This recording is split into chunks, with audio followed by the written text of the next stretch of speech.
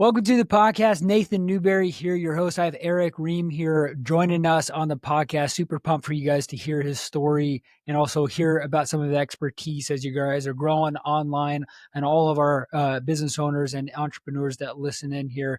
You guys are going to have a really cool conversation to hear with Erick. Stay toward the end too, because we're going to talk about some tactics on some key things around books and speaking and some other cool elements on leadership and just development of everything. So stay tuned till the end while we go through there. Before we jump in, there is a free workshop down below that I put together as a free gift for everybody that's listening in here. If you're wanting to grow to 6 or 7 figures online and you're really trying to figure out how to leverage AI, ads, building media teams, sales teams, go check that out. That's going to be a really helpful resource for you as you're growing online. Erick, as we're diving into it, I want to ask you a question that I think will really kind of help our audience kind of know a little bit more about you and some ways to learn from you. But what is high performance? How do you really kind of apply that to your life, or how you've been able to help people really kind of become their best self and rise to that level that they need to? Yeah. Well, I think to me, high performance is, a couple things. One, I think it's self-awareness on what your strengths are. We're all blessed with certain unique talents, and leaning into those, being aware of what your talents are, and not to be afraid to lean into them. I think the second piece of it is being consistent in the actions you take to sharpen that talent that you bring out to the world. That's going to solve some kind of problem, add value. And then the third thing is surrounding yourself with really good people to help you elevate that talent that you bring out of the world, whether it be coaching and team. I think those three things, when you put those three things together, that to me is what equates to high performance. And give the audience a little bit more clarity around what you do, because I know you have a podcast, you do a lot of speaking engagements. You're out in New York now, with your kids, but you were also in the military. Like, you did West Point, you did the corporate world. Now you're doing something like, talk to your clients now, or the audience here, about what you do and how you serve clients now. Well, I'm a professional speaker and author. Podcasting is more just about supporting my clients and things like that. But really, where I make hay and support the lifestyle that I desire is really speaking. That's my main thing. So I'm a professional speaker, author. I've written 6 books. We're in the process of writing a 7th book, just because I'm a writer. I love to write. In fact, in my dream world, Nathan, if I could just write all day, I would do that. I just love it. I love the transformation of writing. I think it's a very important skill set, just to be able to. I think everybody should write. I think something magical happens when you put stuff down on paper. It's just the process of it all. But what I do is I travel the country. I speak to about 20,000 people a year, is what I think we calculated. And we help overwhelmed busy professionals cut through the whirlwind so they can rise above the chaos, discover significance, and live in peace.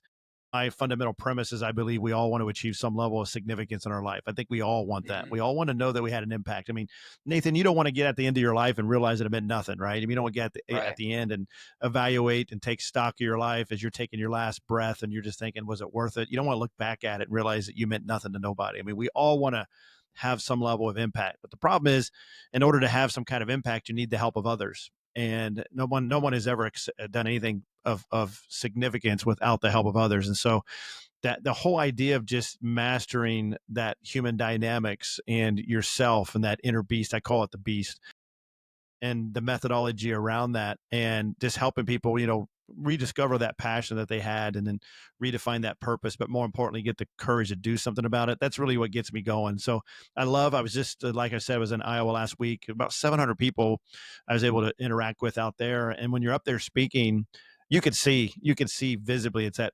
tangible feedback, real time, when it's really connecting with someone, and you know that you're making a difference. In fact, after I was done, the event planner said, one of the people that was in the audience, and this is not a testament to me. I think, to me, I just show up, and the people that need to hear what they hear, they'll hear it, And this guy said it was life changing. And I love that. I mean, I love to hear that at that, because I've been there. I've been the person in the audience, listened to the speaker, and they said something that made the difference, and it's fun to be able to pass that on. So that's what I do. That's how I make money.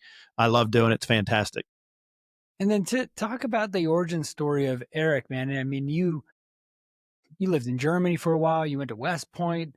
Like, how did you know you're a little bit different? I mean, was this like selling lemonade that you kind of realized, hey, as a kid, I'm a little bit different than most, and you're wired a little bit, and then now you're discovering, and you coined the term of like beast, like you have this beast mode. How did you come up with that, and what was that leading up to your success? Yeah. I don't know if I would say I'm different or not. I think I'm just like anybody else. I'm just you're trying to find your place in the world, what matters to you, what you value, where you can have an impact, where you find your flow state, I guess. For me, I grew up. My dad was a police officer, so he started out in New York. He was 40 years a police officer, and he was chief of police his last 8. And police officers, firefighters are some of the biggest entrepreneurs out there, man. They've always got side hustles. So I just grew up watching my dad.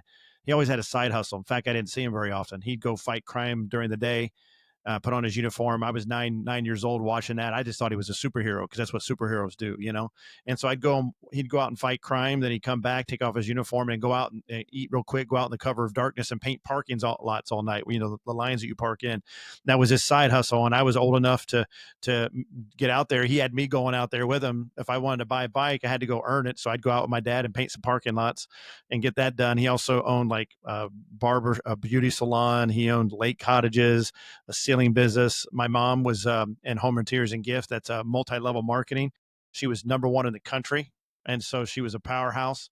And so I just grew up with parents just making, hey, they both came from really poor backgrounds and I had lived a good lifestyle because of them. So I saw the tangible equation of if you go out and create something, produce something, add value, then there's a one-to-one relationship on what your lifestyle is going to look like. So that was planted in me, but I never really pursued like being an entrepreneur like that. I just went into the Army because I was fast enough. I got recruited by West Point because I was a runner and I had full ride scholarship offers to several Division I schools to go run cross country and track.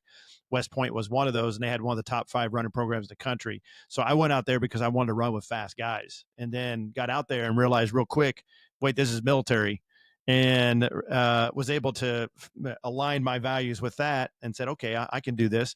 And so I just went to the military because that's what I was supposed to do. When you go to West Point, the taxpayers pay for it, right? And so in order for you to pay back that debt to the taxpayers, you serve 5 years. And so I went into military police, went to Bosnia Herzegovina. We were the first Americans to cross the Sava River in 1996. We were there to separate the Muslims and Serbs from kill one another. I'm at 23 years old. That's where I came face to face with really the dark side of humanity and really saw what people were willing to do to one another. And it kind of changed the way I looked at people and became fascinated by human dynamics and started studying that. And then that's something that I just had a passion for. So I just pursued that passion, not sure what I was going to do with it.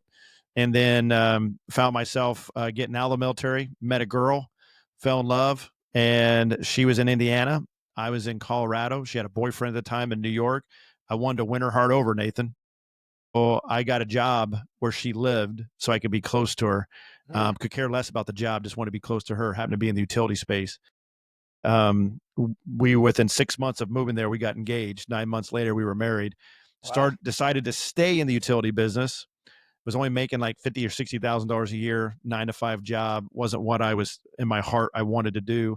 Really hit a rock bottom in 2005 where I just wasn't happy with my life. Things weren't going well. My marriage wasn't going well. Me and my dad got in a big fight. We weren't talking to one another. I got suspended at work because I didn't have purpose, man. And that's what I realized with people is if you don't have purpose, then you have a gap in there and it gets filled with something. It's usually something destructive. And I just wasn't living up to what I thought I should be. So I was able to figure out a way to get out of that. I got myself after about a 10-year journey where I was just starting to crush it again and stumbled upon speaking really. And the only reason why I stumbled upon it was because I would go sell. I was a vendor at these conferences and I would sit with all these other vendors and people in between workshops would come see us. I'm like, how can I get them to see me more often? I want people to come see me. I thought, well, maybe if I got on stage and spoke, I would become like a mini celebrity at the conference, and they'd want to come to my booth. So I started speaking just because I was a strategy. Turned out I kind of liked it. A couple people said you're pretty good at it, and I thought, what if I pulled this string a little bit and explored this? And so I just explored speaking because I was halfway decent at it. And then once I started to figure out I had something, that's when I linked up with Grant Baldwin and say, how do I build a business around this? And then I was off to the races. And then you talked about like you like writing books too. Do Oh, you yeah. dictate what you do, or are you the old guy that's like writing all the words? Like how do you in your process like really look at writing as kind of like a really focused thing that you like doing, and how do you do it? Because I'm just intrigued by it. Yeah. But I am the old guy. I'm 50. I'm going to turn 52 in a few weeks. My daughter said, That's once you still turn young. 50, you're old. I guess if that I am that. I don't like talking. I like to write. In fact, I didn't write for many years because I was in an honors English class in high school, and I remember her name, Dr. Malarkey. She told me I wasn't a good writer. And I just figured I wasn't any good. So I just didn't pursue it, even though I had a passion for writing. Turns Mm. out it was not that I wasn't a good writer, I wasn't a good editor. Right. And so I didn't realize there was a difference. So after about 2 decades of just thinking I wasn't a good writer, finally, as actually when I got suspended, I wrote a novel just because I needed to do something during that suspension and get out of my head. And I liked it. And so I just started exploring writing. And so I just started writing. I read a book, Stephen King wrote it. It's called A Book on Writing. And basically Stephen King said, number one, write about what you know. And number two, just write. And so I just started writing. And then as I started speaking became kind of my workbench, Nathan, as kind of a way for me to test ideas. And once I started figuring out I had some ideas, then back when blogs were big, I started a blog just as a habit to write and started getting feedback by who liked what. And I saw it was a big hit on one article I wrote that people really liked, and it was kind of crickets on others. So between speaking and writing my blog, I started to realize there was some stuff I had that I think I could unpack here. And so then I decided I want to go ahead and write a book. I did the first one with a company out in DC where they wanted me to write something on something specific for them. So I wrote for them more than anything. I did that twice, and then I wrote a couple little mini books. But then I wrote my big one, Rise Above Chaos. That one was for me, and all I did was I just, like everything else, I just wrote I approach everything in like hour increments on a daily basis. So I just wrote an hour a day.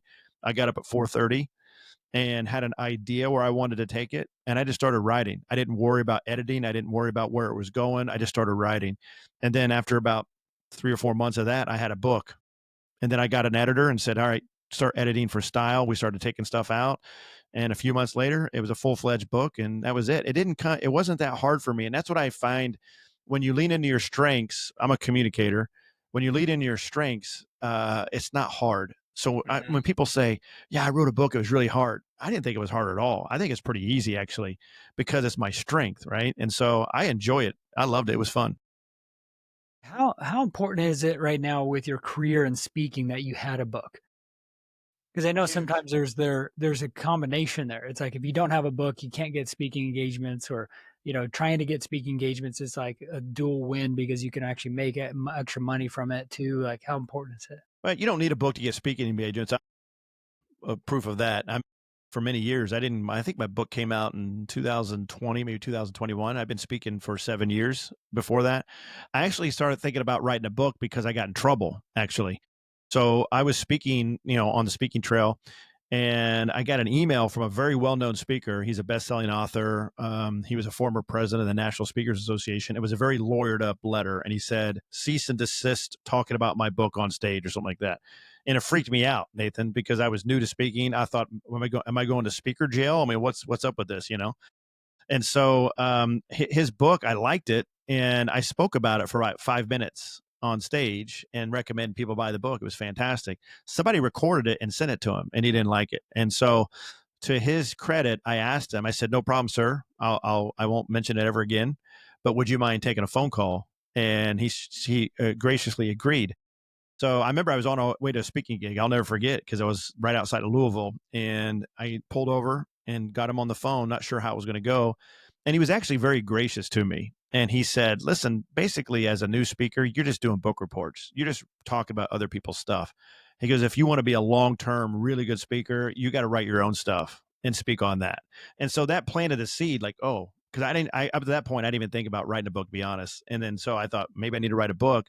And then Mike Hyatt, he was my mentor for several years, and I would go see him with a group of other guys about once every 3 months in Franklin, Tennessee. And I remember him telling me that you need to write a book. He told me a couple times, and he said our society elevates professional authors even over PhDs and MBAs. For some reason, our culture, we really value authors. And he said, if you do that, that'll elevate your game. And so I decided to do it because of those two situations that I ran into. How do you balance with having 3 kids, marriage that you've been married to for a wife that's for 25 years? You're a runner. You're a Madden fan. You're Yeah. writing books. How do you Yeah. balance all the stuff you're doing, man? and speaking so much per year? I don't. I don't think there's any such thing as a balance. I really don't. I think that's a misnomer. I think if you're seeking balance like that, it's just never something that happens, you know?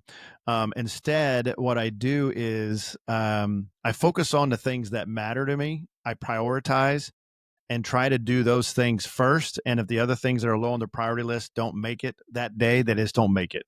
So a priority for me, like for instance, is sleep. Because as I get older, I mean, this is my own health. And so sometimes I let things go to get to bed a little early to my wife's chagrin. She gets mad at me sometimes. Like, I thought we were going to watch a show. I was like, man, it's 9:30. I got to go to bed, you know?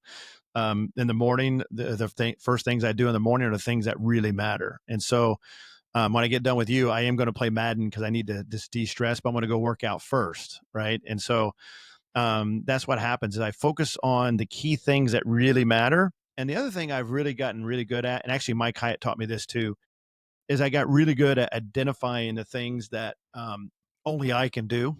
And then all the other stuff that other people can do just as good as me, if not better, or things that drain me.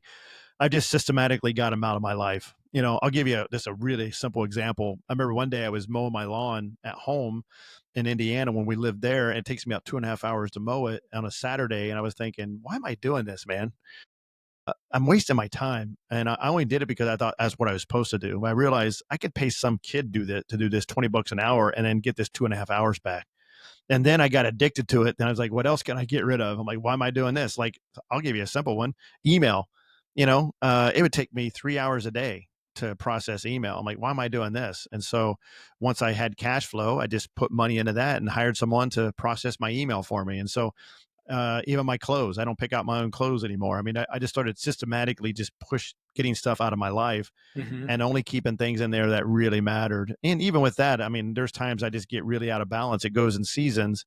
But because I have a filter of what's important to me, the things that make it to the top make it to the top consistently enough that it matters. So the only thing I can do that's unique is only 3 people on this earth can call me dad. My kids. I'm only one husband with one wife, and I create content. That's about it. Everything else is secondary, you know. And if I could do those things, I'm good to go. And everything else is just kind of icing on the cake there. How do you say no to things? We're in a world of so many opportunities to leverage things online, like communities, courses, upsells of sorts that you can do. But when I asked you that before, you're like, I just speak and write books. There was probably a process in your mind where you literally had to say, no, I'm not going to go down that road. Why? And I'm Yeah. curious. Well, I had a mentor of mine. His name was Howie. He came into my life at a really critical time. I think there's a time in your life when you're building your business or you're creating value in your wealth that you say yes to everything because you have to. You mean you just got to say yes to everything until you get momentum and you kind of find your flow state. And then you have to start to systematically then carve things out. So I don't think it's just in the beginning. Like if I started saying no to things, I wouldn't have made it because you just got to get something going. And so I remember my mentor, he said, you really got to get good at making quality decisions and then managing those decisions. I'm reading a book right now. I can't think of the name of it, but he talks about pre-deciding. And so when you pre-decide on what you're really going to focus on, then it's easy to say no ahead of time because you've already made the decision. Right. You know, like something as simple. I'll give you something simple. I pre-decided that I was going to be faithful to my wife. This is something, I mean, you all relate to that. And so whenever there's a situation that came up, it was already decided. So it was easy for me to say no because it was already decided. Hmm. You know, I pre-decided that I want to be a healthy eater. And so outside of a crisp beer, so if somebody says, hey, you want a soda? No, it's easy for me to say no because I've already pre-decided, right? And so it's like that with everything in my life. Yeah, I make a pre-decision on this is what's important to me. And when the situation comes up, I don't have to think about it. It's a very binary thing because I've already made the decision. And the way I make those decisions is I do an annual retreat every year. So I take a 1 week. One year, this is fun, Nathan. I actually jumped on a train in Indianapolis and took it on a sleeper car to Seattle.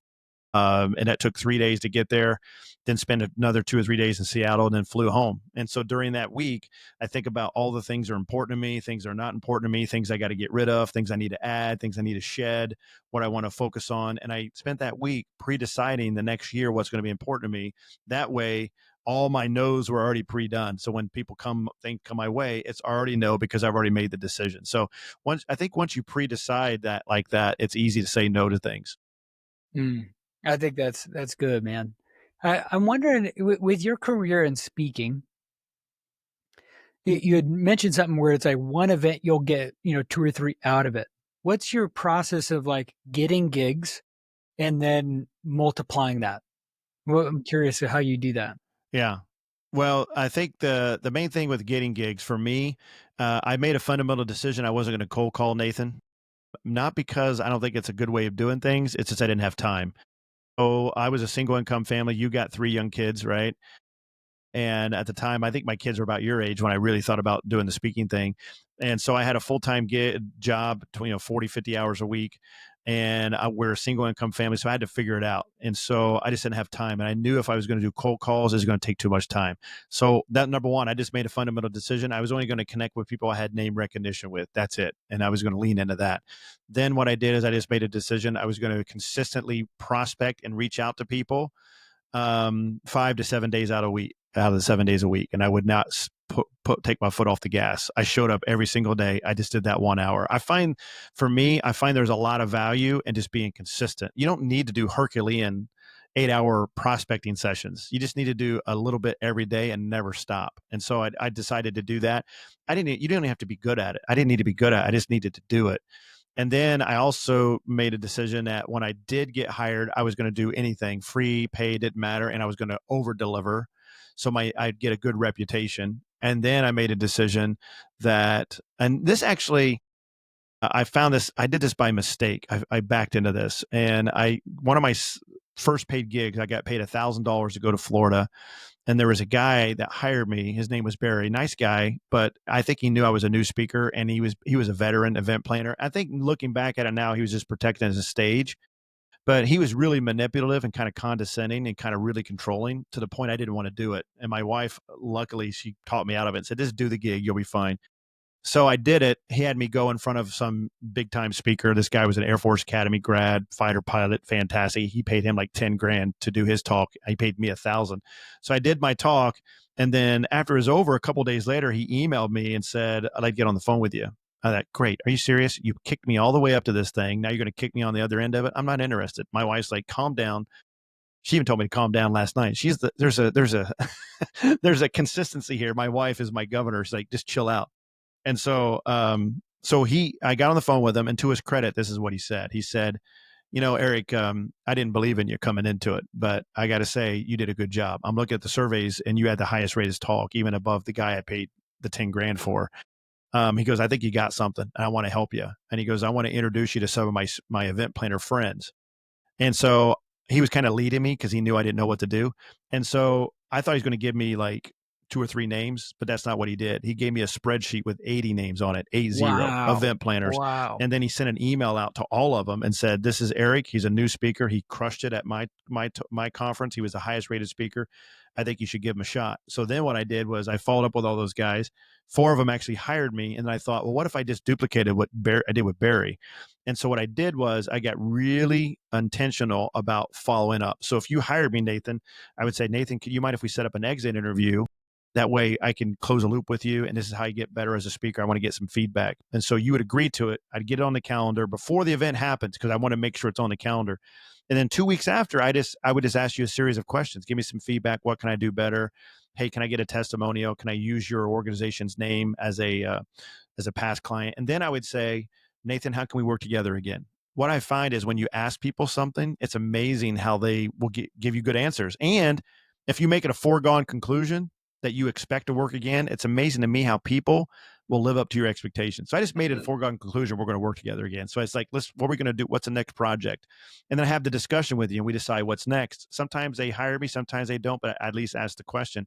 And then I would ask this key one. And I would say, who are 2 people like you, Nathan, I need to talk to, and can you introduce me to them? Now, the key thing is I always ask for 2 names because that's an easy ask. If I ask for 2 names, Nathan, you can come up with those pretty quickly. If you say, who do you know? That's too big of an ask. So I just ask for 2 names. A lot of times they give me more than that, but just by doing that systematically, I always get gigs out of gigs without fail, and it's never really failed me, and it's fantastic. That's smart, man. What about raising your prices over time? How do you go about that? Well, what I do is I have a range, and actually, I learned this from Ken Davis and Michael Hyatt, actually, and their manager taught me this, and he calls it a bracket approach. And so, what you want to do is you want to think about what your minimum is. My mom, who is a good entrepreneur, said it's got to be worth it for you too. So, what is that minimum? And then, what is the target? Okay, so you start with a minimum of target. So in the beginning, my minimum was free. If you let me on stage, that was hallelujah. I'm on your stage. My target was like 1,000. And then what happens is then you just kind of read the market. So if I'm a 0 to 1,000 and it's not hard for me to get booked, right? And I can fill up my capacity. Like let's say if I'm going to speak 50 times a year, and I can fill up my calendar pretty quickly, that's a signal from the market that I can raise my prices. Now, what Michael Hyatt and Ken Davis taught me was that you can raise the bottom or the top, but you can't raise both. You got to pick one. So let's say that I decide to raise the floor and go from free to 500, and I stay at 1,000. Now I test the market on that, and if it's easy for me to get booked, then I keep my 500 at the low end and I move the 1,000 to 2,500 and see what the market does. If it's easier for me to get booked, then I just keep ratcheting it until suddenly, if it starts to slow down and I find people pushing back more, then maybe I've reached my sweet spot. So then what you got to do in that moment is you either got to up level your product or what you're providing, or you need to up level your market, meaning that you've reached the peak in your market. The key that for me, what I learned when it comes to speaking is I don't dictate what I'm worth. I hear speakers say all the time, well, I think I should be getting paid this. Well, nobody cares what you think. Well, it's the market. So the market will tell you based on how quickly and how hard it is to get hired. And based on that, you got to start kind of making those adjustments. What you don't want to do is price yourself out of the market, and then it's hard to go back. The other thing too is not all events are created equal. I have no problem charging you, Nathan, 10 grand and someone else 20 grand for the exact same talk. Right. And I do that based on different variables, time of year, because time of year matters. So I have seasonal rates and location. So that all matters. In fact, I just had this happen with an event planner. He goes, hey, can you give us a break? I said, yeah, I'll give you a break if you do it on this exact date. Right. And the reason why I chose that was because I was already going to be out there. And I thought, well, if you want a break and you could do it on the date that I want, then I'll do it. But if you want to do it on this date, I want to charge you the full price because I can get anybody to hire me on that date. The other thing I did that was pretty key with pricing is I do day prices. I don't do event prices. So Nathan, if you were to hire me, whether you ask me to do a keynote or if you ask me to do a workshop, it's all the same price. And I tell them the reason for that is once I'm with you, I can't be anywhere else. My inventory are the days that I speak. So what I tell people is use me and abuse me, Nathan. If I want to be there, let me do a keynote. I'll do a breakout. I'll meet with your leadership team. I don't care, but it's going to be the same price. And so it makes it very simple that way. Oh, that's good. That's good. Man, oh man. Eric, how do you then do, if you do 50 a year, how do you have a relationship with your wife? Does she go with you sometimes? Like I can only imagine that being difficult with you, or your wife, or kids. It's not that bad. I would say it actually makes it better to some degree because I think you appreciate people more when when you're not around them, and so when you are, that quality time becomes really key. The Okay. other thing too is I would tell you that we have a better relationship now when we see each other less than when we saw each other all the time. Not because of that, but because I'm doing what I love, Mm, and because I do what I love, I'm more at peace. And because I'm more at peace, I come back with a better attitude, things like that. It's not perfect. I mean, right now, my wife's time is really filled with really taking care of the kids. I mean, all three kids, well, they're 1 mile up the road at West Point. So my wife's constantly supporting them and helping them. My daughter still lives at home. She works in my company. She's 21, but eventually she's going to move out. And so when the boys go off in the Army, it's just going to be me and my wife. We may need to shift that a little bit and evolve and talk about how we can really connect on a greater level. But right now it's working really good for us. So in fact, sometimes people ask me like, your wife lets you go on a week-long retreat? I said, yeah, she likes it when I come back because I'm in a better situation. And it's usually she joins me at the end of the retreat because it's usually somewhere cool and we do hmm something fun together. So That's good. I think the main thing is all about expectations. And part of it was because I travel a lot, we used to live in Indiana. She didn't like living in Indiana. So she's the one that's at home more than I am. So you better believe I wanted to move somewhere she wanted to be, because that way when I'm traveling, she's loving where she is, and she's actually loving New York right now. So she's enjoying it. Good. Man, oh man. Erick, how can we, the audience here, connect with you further? Well, it just depends on what they want, right? So if you want to hear more about the Rise Above Chaos system, or you just want to see about how I'm doing things and look at my website and kind of see how I run things, just go to ericrheam.com. So I'm the only Erick Rheam in the world. So if you Google me, it's kind of cool. There's no other one out there. My mom must have knew that going into it. She was foreshadowed like that was going to be important. And if you're interested in speaking, I don't work with people directly, but I do work with people through the Speaker Lab. So if anybody's interested on how to explore a speaking career, if they're interested in how they can translate their life or their achievements or their methodologies and bring it on stage, I would just go to the Speaker Lab. And you've already talked to Grant about that. So just go to thespeakerlab.com and you can work with me there. That's awesome, man. I'll put those links down below. Everybody go connect with Erick further, go buy his book, be inspired by him. Hopefully you guys will see him on stage speaking one of these days, as you're always self-improving and growing. Erick, thanks so much for being on. Thanks for listening and tuning in. Follow Erick, go check out that workshop down below, and we will see you on the next episode.